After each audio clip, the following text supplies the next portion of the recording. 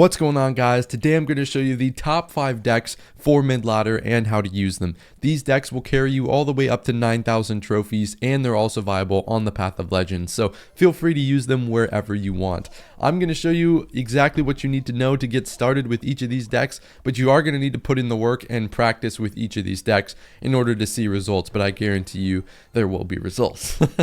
We've got Maj coming up here, and I'm using E-Giant, which is actually a very solid deck in all parts of the trophy road. So it's also getting buffed as soon as the Dagger Duchess gets nerfed, so like it's just an indirect buff to E-Giant as well, so we should see even more E-Giant. I don't know if you're a fan of that. If you're a cycle player, you'll love facing more E-Giant.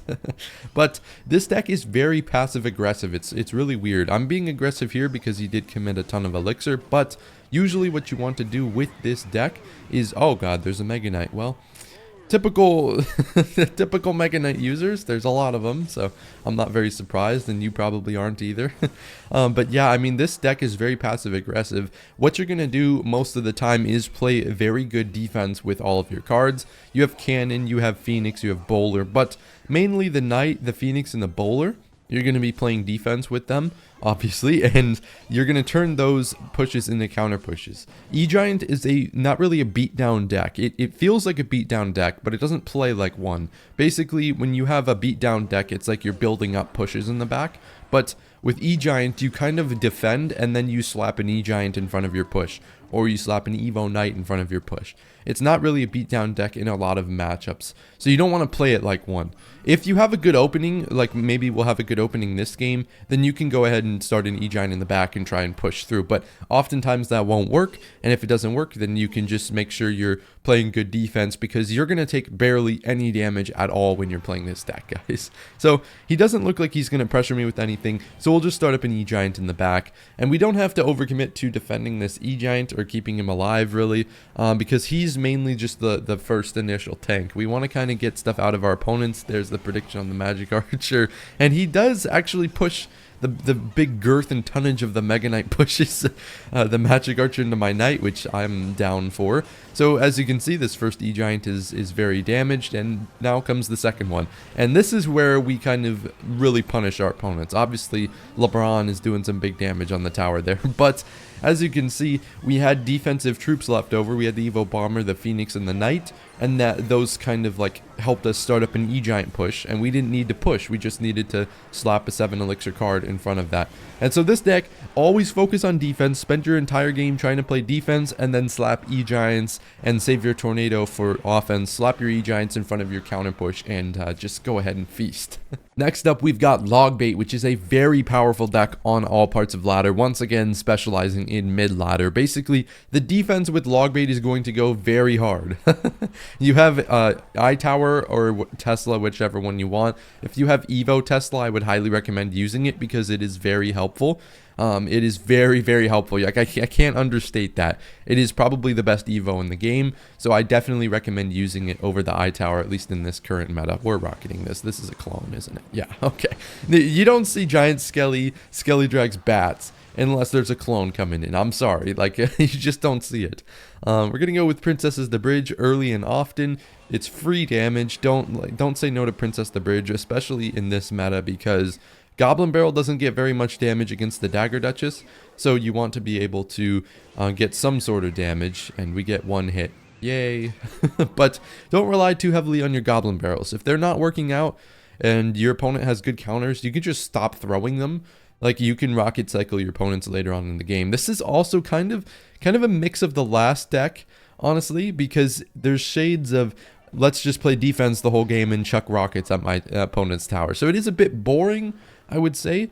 It is fun against opponents who don't have Dagger Duchess or like a trillion spells, but I wouldn't recommend like just this deck if you're trying to have a bunch of fun, because oftentimes you're going to be chucking rockets at the opponent's tower. Unless, of course, you enjoy that type of stuff, then, you know, be my guest. Go ahead.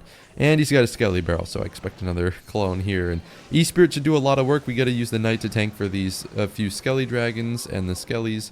I bricked. I missed the Skelly, guys. Please don't dislike the video. I'm sorry. We're going to throw a Goblin Barrel up here, actually. I wasn't expecting those Skellies, to be honest. But it's okay. We should be able to get We don't even get one hit. Okay, you know what? It's about time to stop throwing goblin barrels at the tower unless I see a really good opening. Obviously taking care of those Evo bats pretty easily. Princess the Bridge comes down. I expect him to start actually trying to catch these at some point.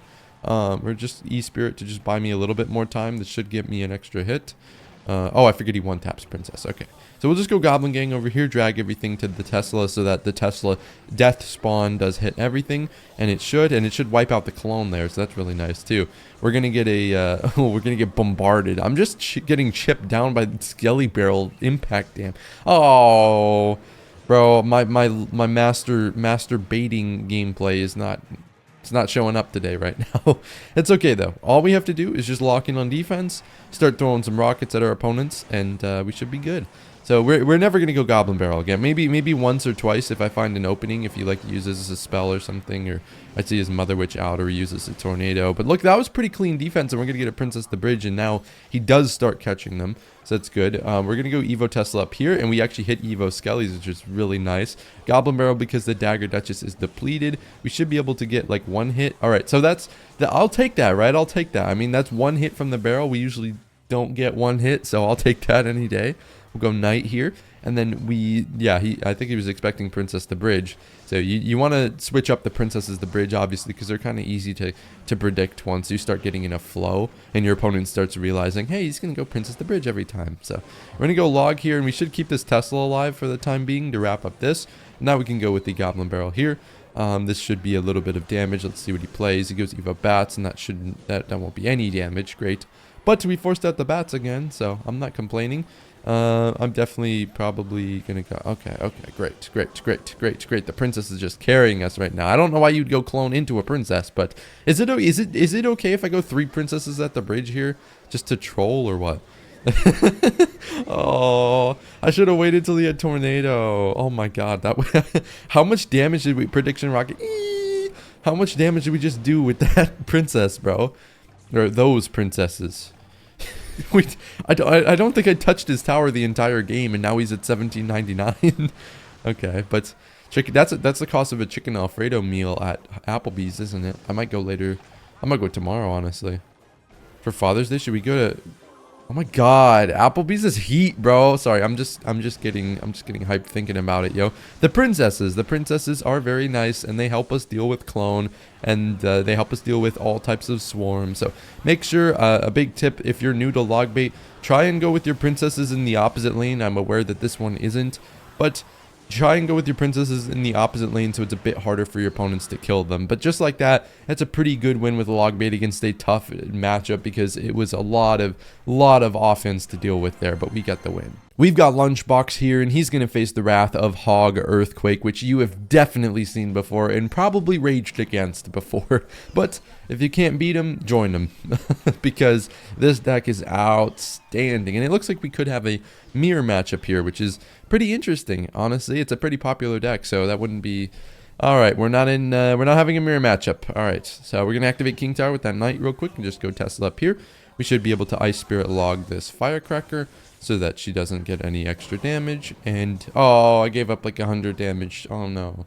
Okay, but this deck is very popular, and for good reason. It's easy to level up. It's difficult to play, but it is very good against every matchup down here. Like, of course, you're going to lose every now and then just because of some abomination of a 2-building NATO deck designed to counter you, but that's okay. That's okay. That happens sometimes. We're going to go Tesla down here for the Hog Rider, and I definitely recommend putting in the work to practice this deck, because not only is this deck very effective when you use it right, it's also so good at teaching you other skills, and it's going to make you such a better player. Like, okay, much better. What's the correct word there? All right, you know, I'm fumbling the bag. Please stay with me for viewer retention. Okay, so all we have to do against decks like this is kind of scout out what our opponent's running, and then figure out, just kind of like connect the dots, or no, it would be like connect the lines, like matching. You kind of want to do this in your head. Match your cards to your opponent's cards. So he has E-Giant. I'm going to match a Tesla to the E-Giant. He has a Firecracker. I'm going to kind of match like a Ice Spirit to the Firecracker to kind of distract it and freeze it, and then it dies to log. So you kind of want to just try and keep track of your opponent's cards and then use certain of your cards only on those cards. So like if he has a witch push coming in, I'm going to save the firecracker for the witch push, and just like that we're going to be able to hold the knight at the bridge there so we can actually target the hog rider, which I think was a pretty good play. I do that a lot when I don't have my building in cycle. But against double win con decks, obviously the Tesla can only be used for one thing, so I had to improvise and do something different there to make sure that I could actually kill that hog rider. So, ooh, firecracker coming in hot. Okay, okay, big girl, okay. Alright, she bricks the shot, but you know, it's okay. We all pull a Ben Simmons now and then. So this deck is very good, especially when you have matchups that are like, when they have arrows and they have big beatdown pushes. What you can do a lot of the time is go firecracker into their push, and they'll arrows it, and by the time they arrows it, you'll have another one ready to go. And you want to do your best to use the knight or use the good firecracker placements to keep your firecracker alive so that she stays alive, because that's going to be the only way you defend big pushes a lot of the time. Deck number 4, I would only recommend to people who actually have levels. This P.E.K.K.A. Bridge Spam is a very powerful deck because you're going to be able to punish every single type of mid-ladder player on honestly every deck, to be honest.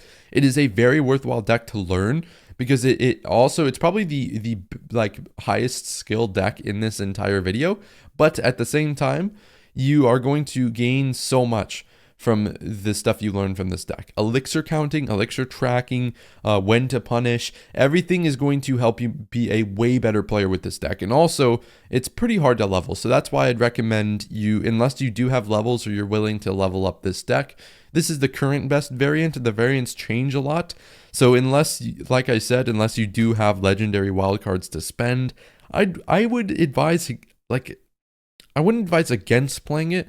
But if you can't level this deck up, you just can't, don't play it. Play another version, or play a different version of my decks in the videos, because P.E.K.K.A. Bridge Spam is always a deck that is very expensive, not elixir cost wise, but the fact that it has lots of legendaries and stuff like that. So if you have these cards maxed, then try it out. I definitely highly recommend it. But if you don't, then you should try another deck. So basically, P.E.K.K.A. Bridge Spam is a pretty aggressive deck. You're going to be going in almost the whole game, but you never want to overplay your card, or your hand, sorry.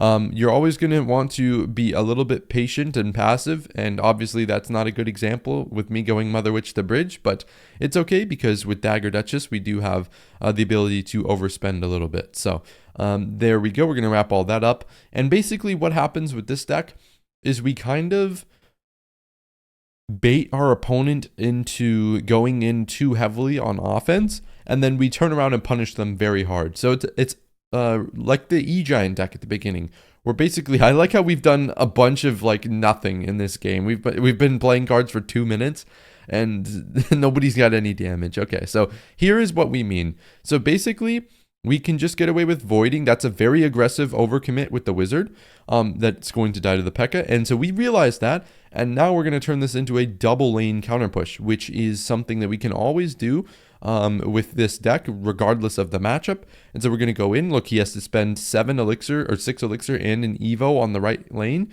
and now he has no elixir to defend against the bandit and the hoggies. So that is exactly what we do with this deck versus every matchup. We kind of wait for our opponent to go in with a big push, and then turn our defense into a counter push, which we did there. And now we can just go on the aggressive for the rest of the game, and we're going to predict void the cage there. And yeah, there goes the cage. And this is basically such a good strategy against everybody. We're just going to keep going in on offense.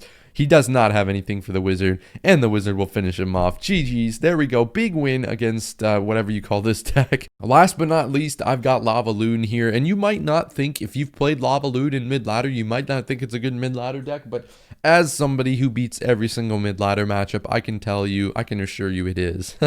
So we got Golem first play with Skellies, which is kind of weird. So this makes me think of a mid-ladder Manus deck. But yeah, you're going to want to level up this variant. Obviously, the best lava deck does change like every meta.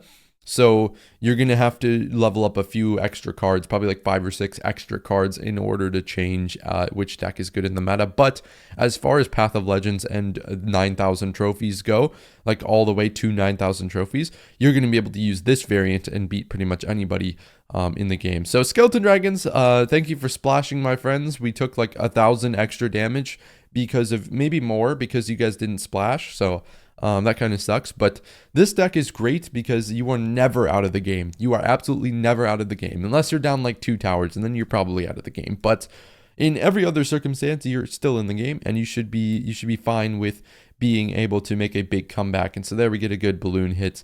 We're not going to be able to take out this Dark Prince, I don't think, but it's not worth it to play anything. Obviously, I have a lot of lava guides on my channel if you're trying to go more in depth into this deck. I also stream every day, so make sure to check that out. I'm on Twitch and TikTok. Links are somewhere. I don't know where they are. Just look up Innvader, you'll find them. But basically with this deck, what I want to do is same as the last deck. We want to scout out our opponents, and then the main thing we're looking at here is air counters. We want to cycle our cards to find out what our opponent's air counters is, and then from there we can kind of figure out, hey, this is what strategy I'm going with because this is how I need to work around. So obviously he has Clone, Night Witch, Little Prince, so we need to deal with the Little Prince, which I can just fireball, especially since Double Elixir's coming in now, and we should be able to take this entire tower because he hasn't shown us a arrow spell. So nothing for the puppies, and then we can just go Valkyrie on this Skelly Barrel. Please don't mess up the timing. Oh, I look like a bomb. I always mess up that timing. I know there's a timing you could put her directly in the middle, and like I think I just need to delay it a little bit. But yeah, this deck is just so powerful, especially with Evo Valk. You can use Barbs or Valk, but Valk is such a bailout card. What, Cricket Wireless? Please don't sell me now. All right, so basically that's not getting another hit. That's okay. We're just going to be able to defend this because Valkyrie will solo and defend every single part of his push here. So this is promptly why we go with Evo Valk. Okay, so there you go. That was a plus like 18 elixir trade from the Valk there. So GG's. And that's definitely a deck I would recommend for mid ladder. Even when your opponents have tons of air counters, you can still bait out the air counters and also catch your opponents lacking in single elixir. So hope you enjoyed the video, guys. Make sure to leave a like and comment if you did enjoy it. Meow.